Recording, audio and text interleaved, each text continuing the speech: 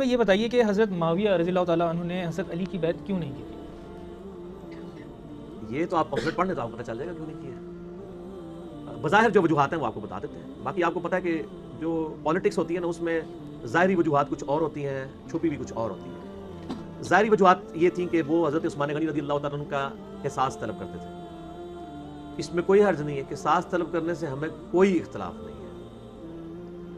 اختلاف اس وقت شروع ہوتا ہے کہ جب آپ اس کے لیے پارٹی بازی شروع کر دیتے ہیں. مثال کے طور پہ میں پٹیشن لے کر ہائی کورٹ یا سپریم کورٹ میں جاتا ہوں، یہ میرا رائٹ ہے. لیکن اگر میں ایک فوج بنا کے سپریم کورٹ کے اوپر چڑھائی کر دوں یا پاکستانی فوج کے اوپر چڑھائی کر دوں کہ جی مجھے انصاف دیں، تو اس کو بغاوت کہا جاتا ہے. اسی لیے نبی علیہ السلام نے اس جماعت کو باغی جماعت قرار دیا.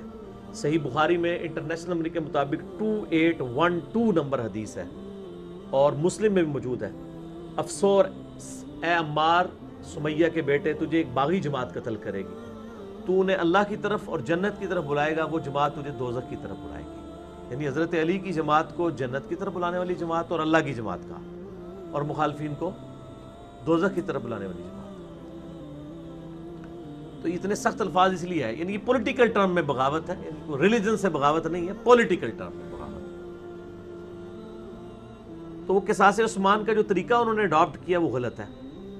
اسی لیے شہادت عثمان کے بعد سب کو، شہادت عمار بن یاسر کے بعد سب کو کلیئر ہو گیا کہ حضرت علی حق پر ہے. پہلے بھی کلیئر تھا جن کو کلیئر تھا، اور جن کو نہیں کلیئر ان کو آج بھی نہیں کلیئر. ان کو اس وقت بھی کلیئر نہیں ہوا جب عمار بن یاسر کا سر ان کے سامنے کاٹ کے رکھا گیا. تو اسی پہ علامہ عینی حنفی جو ہے، عمدۃ القاری بخاری کی شرح میں انہوں نے لکھا ہے نا کہ تم کہتے ہو کہ حضرت معاویہ کو 1 اجر ملے گا اور حضرت علی کو 2 اجر. میں تو کہتا ہوں حضرت معاویہ برابر بھی چھوڑ دیے جائیں صحابی ہونے کی وجہ سے تو ان کے لیے کافی نہیں ہے کہ جب نبی علیہ السلام نے فرمایا تھا کہ عمار کو باغی جماعت قتل کرے گی، تو عمار کے قتل سے پہلے تو معاملہ ایمبیگوس تھا، اس کے بعد تو ایمبیگوس نہیں رہا، وہ جماعت باغی ہے دوسری. ٹھیک ہے، سیدھی سی بات ہے.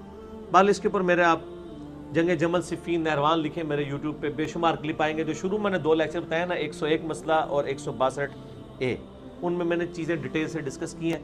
باقی سر یہ 5B ریسرچ پیپر میں سب کچھ موجود ہے. تو ان چیزوں کو آپ جب اسٹڈی کریں گے تو آپ کو انشاءاللہ تعالی معاملات کلیئر ہو جائیں گے. باقی میں نے آپ کو بتایا پس پشت ریزنز بھی ہوتی ہیں. وہ ریزن میں اپنے الفاظ میں بیان نہیں کرتا، میں صرف حدیث بیان کر دیتا ہوں. عقل مند کے لیے اشارہ کافی ہو جائے گا. صحیح مسلم میں ایک حدیث ہے انٹرنیشنل نمبر کے مطابق 1258. حضرت عمر رضی اللہ تعالیٰ عنہ نے ایک خواب دیکھا کہ مجھے خواب میں ایک مرغے نے ٹھونگے ماری ہیں. تو انہوں نے اس کی تعبیر کی کہ مجھے لگتا ہے کہ مجھے عنقریب قتل کر دیا جائے گا. اور انہوں نے یہ خطبہ دیا اپنی وفات سے کچھ عرصہ پہلے. ان کا دیکھنا اگر مجھے کچھ ہو جائے تو میرے بعد امر خلافت کو ان 6 بندوں سے باہر نہیں جانے دینا جن کے ساتھ نبی علیہ السلام وفات تک راضی رہے. مجھے خطرہ ہے کہ میرے بعد لوگ اختلاف کریں گے خلافت کے معاملے میں، لیکن ان 6 کے ساتھ جو لوگ لڑیں یا ان کی خلافت میں اختلاف کریں تو تم سمجھ لینا یہ وہ لوگ ہیں جن کو میں نے اسلام کی خاطر اسلام قبول کرنے سے پہلے اپنے ہاتھوں سے مارا پیٹا تھا. یعنی یہ لوگ فتح مکہ پہ معافی مانگ کے مسلمان ہوئے ہیں. ان سے مجھے خطرہ ہے کہ یہ اس چکر میں ہوں گے کہ خلافت پہ قبضہ کر لیں.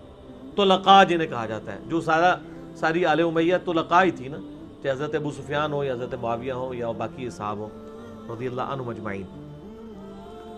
تو یہ بڑے سخت الفاظ ہیں. ان 6 بندوں کے نام مسلم کی تاریخ میں نہیں ہے، لیکن بخاری میں جو حدیث ہے انٹرنیشنل نمبر کے مطابق 3700، بڑی ڈیٹیل حدیث ہے حضرت عمر کی شہادت والی. اس میں 6 رکنی کمیٹی انہوں نے شہادت کے زخم کے دوران بنائی ہے.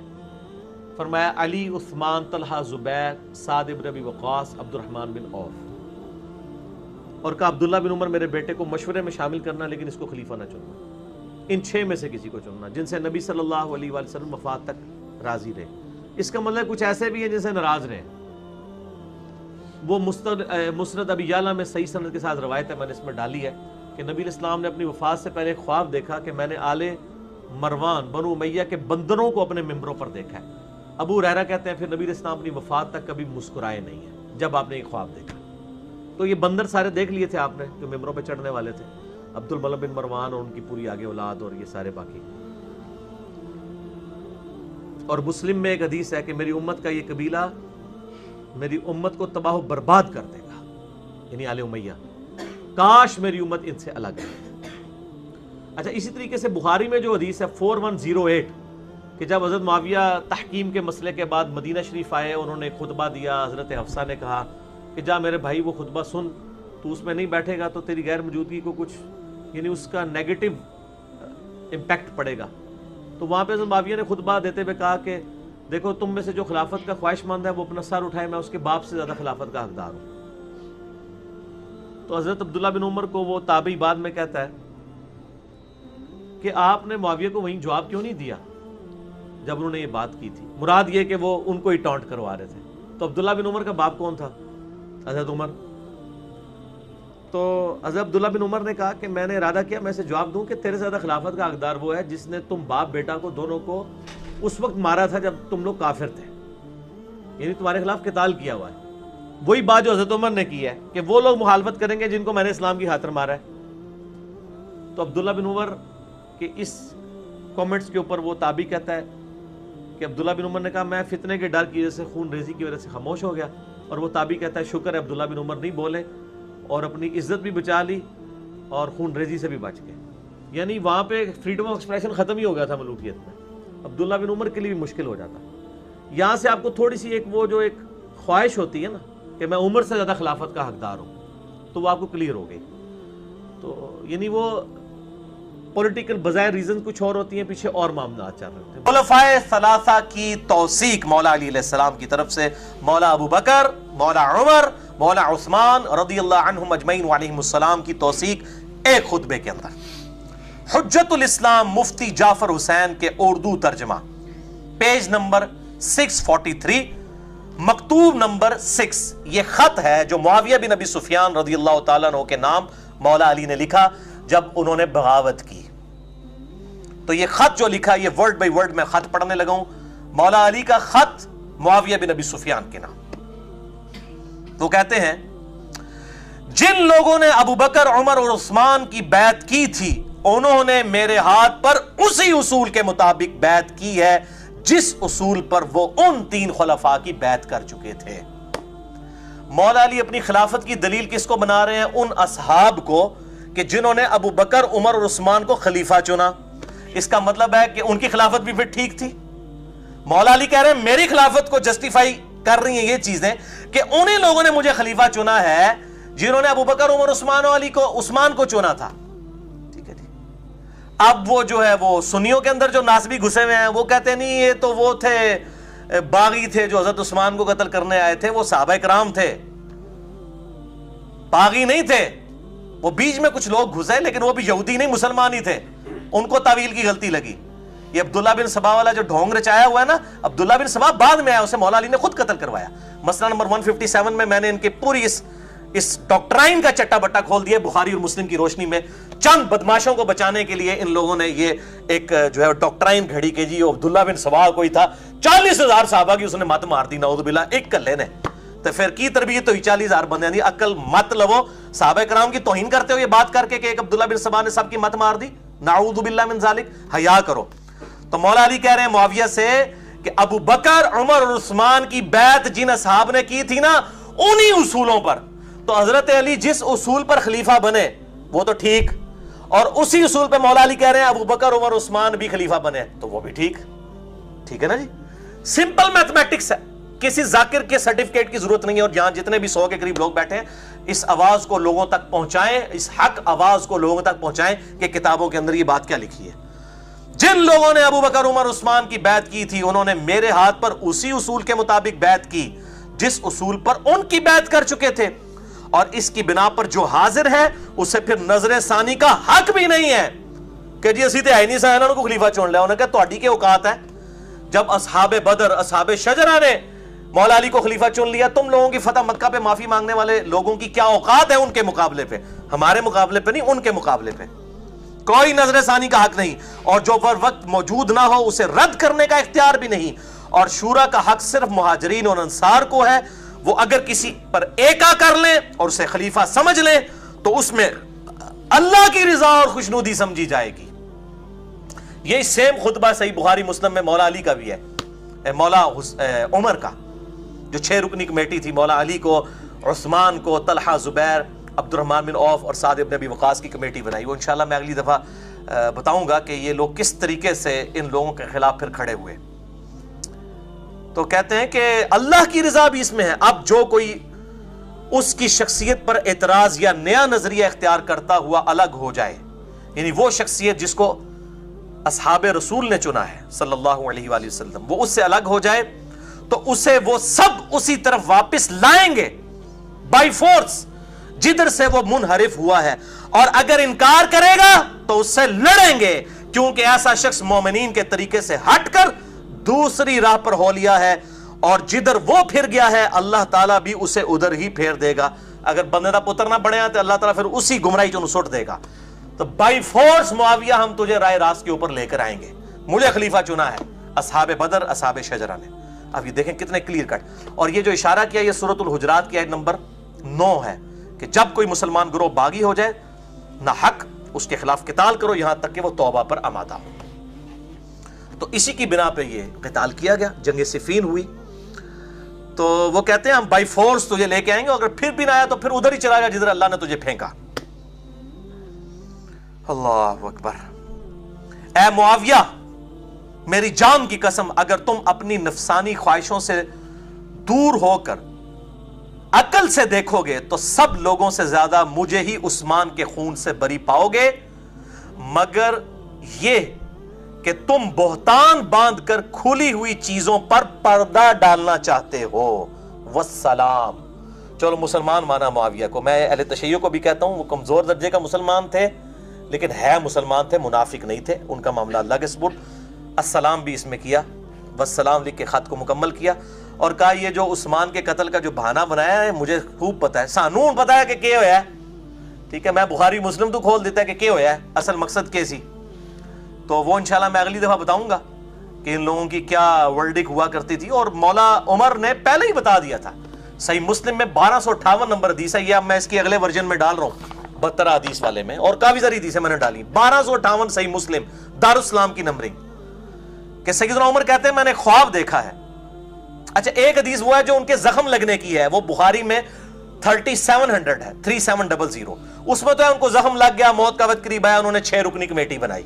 یہ اس سے پہلے کا واقعہ ابھی کچھ بھی نہیں ہوا. صحیح مسلم 1258 1258 صحیح مسلم انٹرنیشنل نمبر کے مطابق. سیدنا عمر نے خطبہ دیا اور اس میں رسول اللہ کا ذکر کیا صلی اللہ علیہ وسلم، ابو بکر کا ذکر کیا اور کہا کہ دیکھو میں نے آج رات ایک خواب دیکھا ہے کہ ایک مرغے نے مجھے 3 دفعہ ٹھونگ ماری ہے، اور میں اس کی تعبیر کرتا ہوں کہ شاید میری موت کا وقت قریب آ رہا ہے، مجھے قتل کر دیا جائے گا. بخاری میں تو زخم بھی لگ چکا تھا یہاں پہ. اور اگر مجھے کچھ ہو جائے تو دیکھنا خلافت کے امر کو ان 6 بندوں سے باہر نہ جانے دینا جن سے نبی صلی اللہ علیہ وسلم اپنی وفات تک راضی رہے. علی، عثمان، طلحہ، زبیر، عبد الرحمن بن عوف، سعد بن ابی وقاص رضی اللہ عنہم اجمعین وعلیہم السلام. اس کا مطلب ہے کچھ سے پھر ناراض بھی ہوں گے اگر 6 سے وفات تک راضی رہے. یہ عشرہ مبشرہ والے تھے. ان میں سے خلیفہ چن لینا، اور اس کے بعد مجھے یہ خطرہ ہے کہ جن کو میں نے اسلام کی خاطر اپنے ہاتھوں سے مارا ہے، مار مار کے اسلام میں داخل کیا ہے، جن کو اسلام کی خاطر فتح مکہ پہ وہ لوگ معافی مانگ کے مسلمان ہو گئے، مجھے خطرہ ہے کہ یہ لوگ خلافت کے معاملے میں تان کریں گے. وہ کیا بھی ہے دیکھیں. اور اگر یہ ان 6 بندوں کے خلاف کھڑے ہو جائیں تو ان کے کفر اور گمراہی میں شک نہ کرنا. یہ مولا عمر کا فتویٰ ہے بھائی جی، سعودی عرب دا فتویٰ نہیں جی، نہ ایران دا فتویٰ جی. ان کے کفر اور گمراہی میں شک نہ کرنا جو ان 6 بندوں کے خلاف کھڑے ہوں. ہم کہتے ہیں آپ فیصلہ کریں. چلیں کفر کو آپ لغوی معنوں میں لے لیں، کفران نعمت، لیکن گمراہی کا تو اور ترجمہ کوئی نہیں ہو سکتا، ضلالہ کا تو ترجمہ ہی کچھ اور نہیں ہو سکتا. ٹھیک ہے، ہم پوچھتے ہیں ان 6 بندوں کے خلاف کھڑے ہونے والوں کو مولا عمر نے کہا ہے کہ گمراہ اور ان کے کفر میں شک نہ کرنا جو اس قسم کے اختلاف کریں گے. تو یہی آپ دیکھ لیں ادھر بھی کلیئر کٹ سیدنا علی بھی کہہ رہے ہیں کہ یہ اللہ کی منتخب کردہ شخصیات ہیں جن کو اصحاب بدر اور اصحاب شجرہ چنے. اگر یہ کوئی اس طرح کی حرکت کرو گے تو تلوار کے زور پہ تمہیں سیدھے راستے کے اوپر میں لے کے آؤں گا. یہ یزید کوئی آسمان سے تخت پہ نازل ہو کے بیٹھ نہیں گیا تھا، ایک پورا سسٹم تھا جو بگڑا، اس کا نمائندہ بن کر یزید آیا. یزید کوئی بچپن سے کوئی اس کے اعتبار سے نہیں تھا معاملہ کہ اسے اللہ تعالیٰ نے بھیجا تھا اسی کام کے لیے، نہیں، اس سے پہلے ہی معاملہ بگڑ چکا تھا. وہ اب انشاءاللہ آپ کو پتا چلے گا. پہلی سچویشن، پہلی صورتحال کہ اگر کسی خلیفہ کی خلافت یونینمسلی مسلمان ایگریڈ کر کے قائم کر لیں تو ایسے خلیفہ کے خلاف خروج کرنا بدعت کبرا اور حرام قطعی ہے.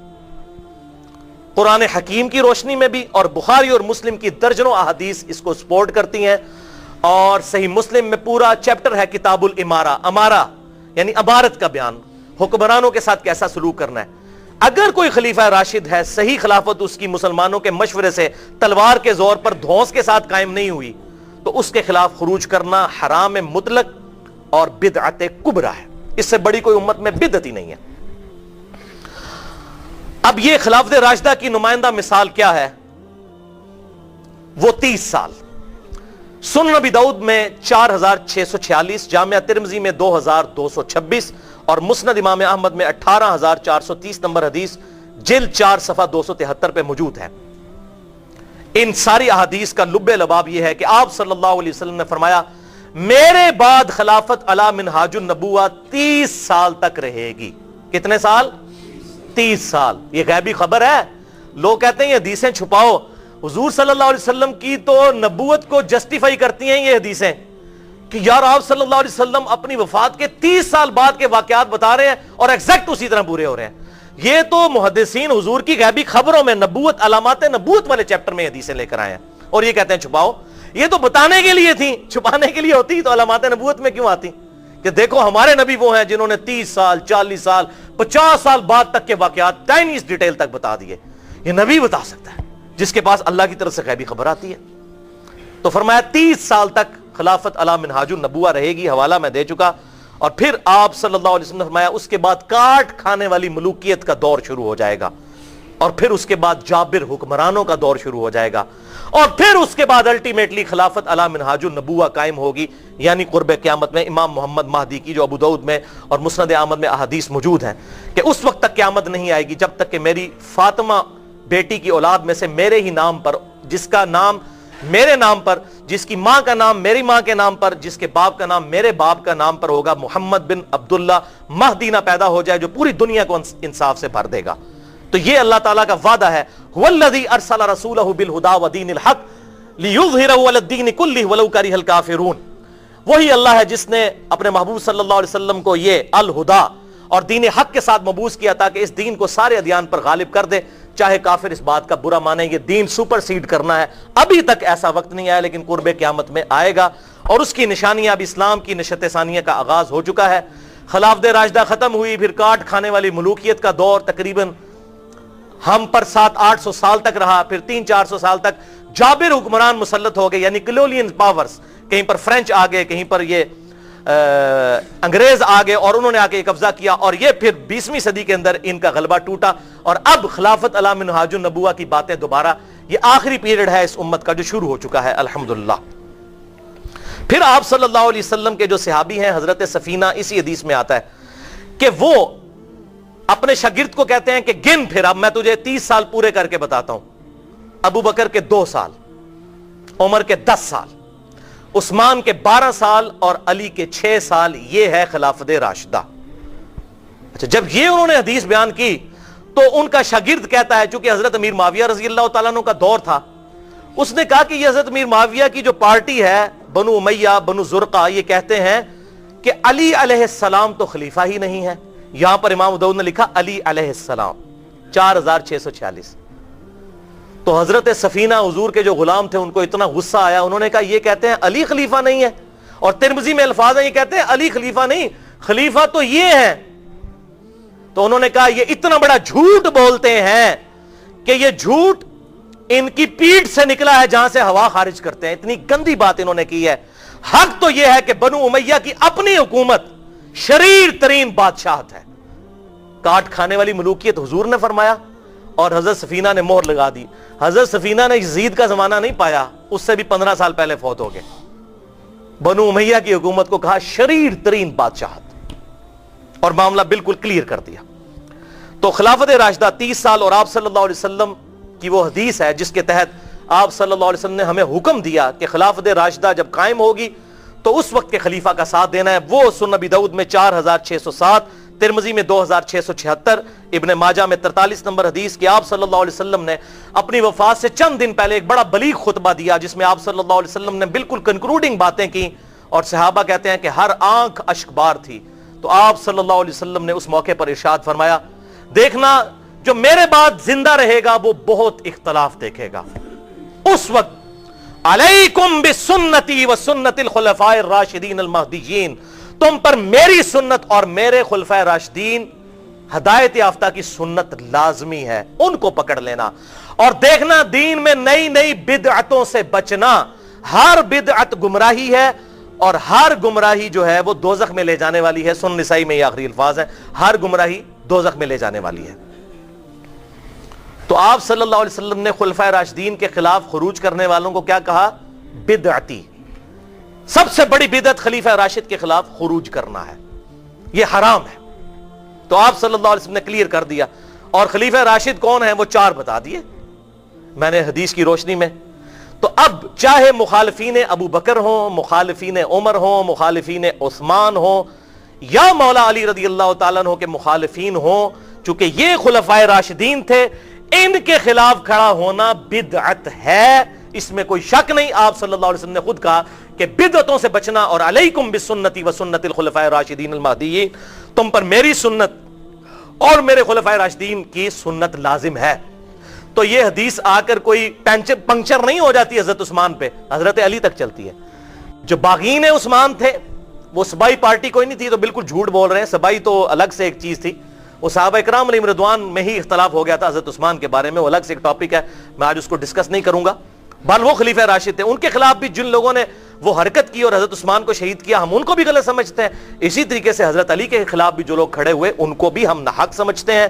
اور آپ حیران ہوں گے کہ صرف مولا علی رضی اللہ تعالیٰ عنہ کی جنگیں ہی ایسی ہیں جن جنگوں کے بارے میں آپ صلی اللہ علیہ وسلم کی پریڈکشنز بخاری اور مسلم، ابو داؤد، ترمذی، نسائی، ابن ماجہ اور مسند احمد میں موجود ہے. اور کسی خلیفہ راشد کے بارے میں آپ صلی اللہ علیہ وسلم کی ان کی جنگوں کے بارے میں پریڈکشن نہیں ہے. کیوں؟ اس لیے کہ حضرت علی کی جنگوں نے ہی کنٹراورشل بننا تھا. حضرت علی کی جنگیں مسلمانوں کے خلاف ہوئیں، اور سورۃ الحجرات کی آیت نمبر 9 کی پریکٹیکل تفسیر حضرت علی بنے کہ اگر کوئی مسلمان گروہ باغی ہو جائے اس کے خلاف قتال کرو یہاں تک کہ وہ توبہ پر آمادہ ہو. یہ بات، یہ میرا گولڈن کوڈ یاد رکھیے گا. اگر حکمران باغی ہو جائے اس کے ساتھ کیسے ڈیل کرنا ہے، اس میں آئیڈیل ہے مولا حسین رضی اللہ عنہ. اور اگر خلیفہ راشد ہو اور اس کے خلاف رعایا بغاوت کرے تو اس میں مسلمانوں کے لیے آئیڈیل ہے سیدنا علی رضی اللہ عنہ. یہی وجہ ہے کہ حضرت علی کی تینوں جنگیں، جنگ جمل، جنگ صفین اور جنگ نہروان، تینوں جنگوں کے بارے میں الگ الگ احادیث ہماری حدیث کی کتابوں میں موجود ہیں. اور جو سورۃ الحجرات میں آیا آیت نمبر 9 میں کہ اگر مسلمان گروہ باغی ہو جائے اس کے خلاف قتال کرو، لڑائی کرو یہاں تک کہ وہ حق پر آمادہ ہو، اس کی پریکٹیکل تفسیر آپ پوری دنیا کی کتابیں اٹھا کے دیکھ لیں، سیدنا علی رضی اللہ تعالیٰ عنہ کا قتال ہے. اور آپ صلی اللہ علیہ وسلم کی پیشن گوئیاں اس کتاب کے قتال کے بارے میں موجود ہیں. سنن نسائی الکبریٰ میں 8541، مسند احمد میں 11790، اور اس کے علاوہ کئی کتابوں میں یہ حدیث موجود ہے کہ آپ صلی اللہ علیہ وآلہ وسلم ایک دفعہ اپنی ایک زوجہ محترمہ کے گھر سے نکلے اور صحابہ بھی آپ کے ساتھ تھے، حضرت ابو بکر بھی، حضرت عمر بھی، حضرت علی بھی. تو راستے میں حضور صلی اللہ علیہ وسلم کی مبارک جوتی ٹوٹ گئی، تو آپ صلی اللہ علیہ وسلم نے اپنی دونوں جوتیاں اتار دیں اور حضرت علی کو دے دیں اور کہا کہ یہ جوتی جو میری ٹوٹ گئی ہے اس کو گانٹھ دو. اور پھر حضور صلی اللہ علیہ وسلم ننگے پاؤں آگے چلنا شروع ہو گئے. پھر تھوڑی دور جا کے آپ نے اصحاب کو کہا یہاں پر رک جاؤ، علی کا انتظار کرو.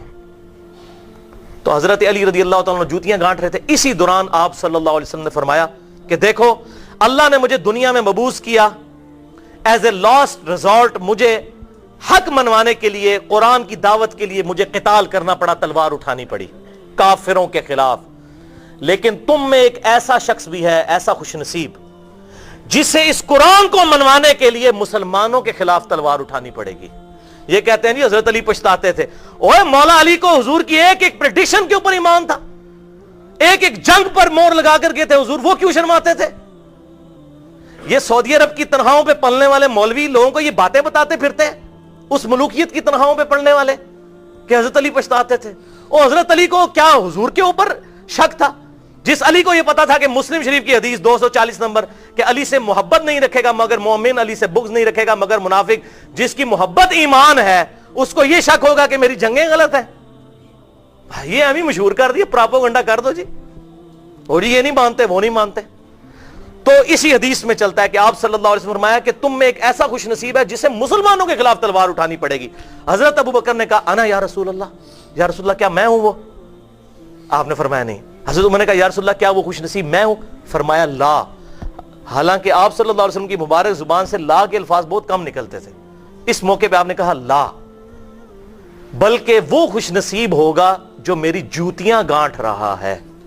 صحابہ دوڑے مولا علی کی طرف اور کہا کہ آپ کے بارے میں حضور نے اتنی بڑی پریڈکشن فرمائی ہے کہ جیسے حضور نے قتال کیا کافروں کے خلاف, اس کتاب کو منوانے کے لیے آپ آن دا بہاف آف پروفٹ مسلمانوں کے خلاف تلوار اٹھائیں گے. تو حضرت علی مسکرا پڑے.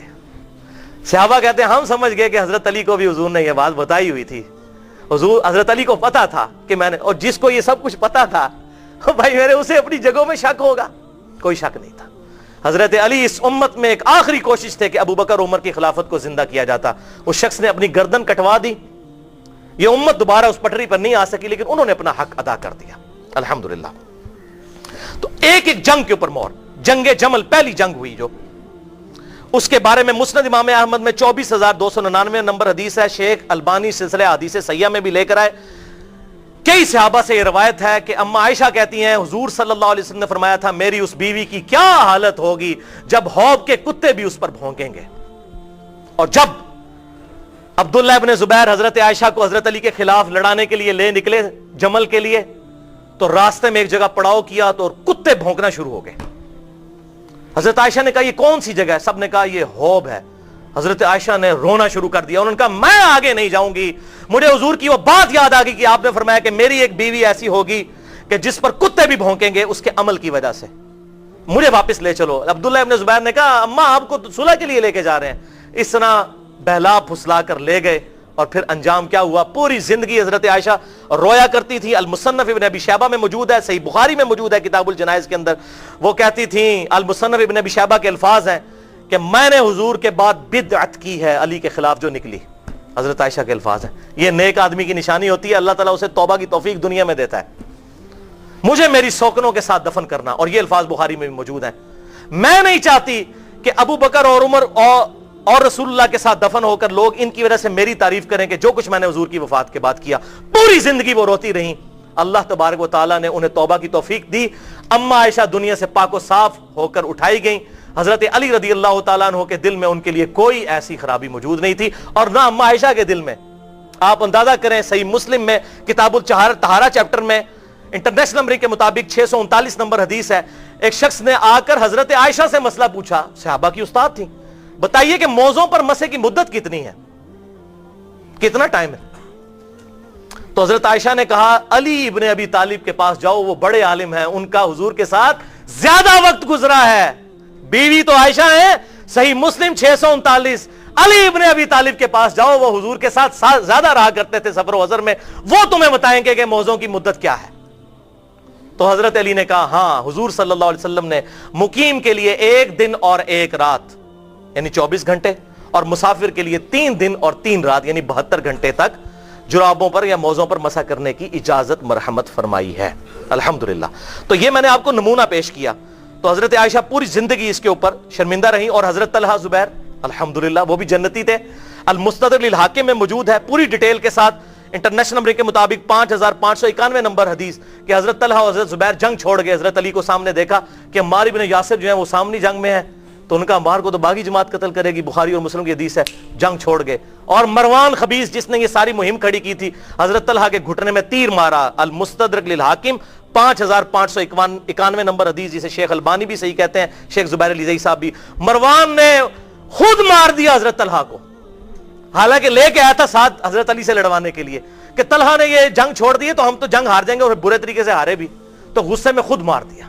یہ صحابہ کے قاتل اور گستاخ پارٹی جس کا دفاع لوگ کرتے ہیں.